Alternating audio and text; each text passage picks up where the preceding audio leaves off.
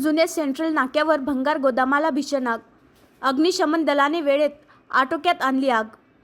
अकोला महानगरपालिकेच्या नेहरू पार्क चौकातील जुन्या सेंट्रल नाक्याच्या भंगार साहित्याच्या गोदामाला भीषण आग लागल्याची घटना घडली आहे. नेमकी ही आग कशामुळे लागली हे अद्याप स्पष्ट झालेलं नाही. आगीची माहिती मिळताच अग्निशमन दलाची गाडी तातडीने घटनास्थळी पोहोचली. अग्निशामक जवानांनी तत्काळ प्रयत्न करून काही वेळातच आगीवर नियंत्रण मिळवले.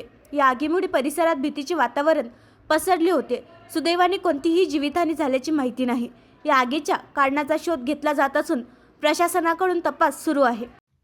आणखी नवीन व्हिडिओ पाहण्यासाठी आमच्या देशमुख एक्सप्रेस न्यूज चॅनलला सबस्क्राईब करा, लाईक करा आणि शेअर करा.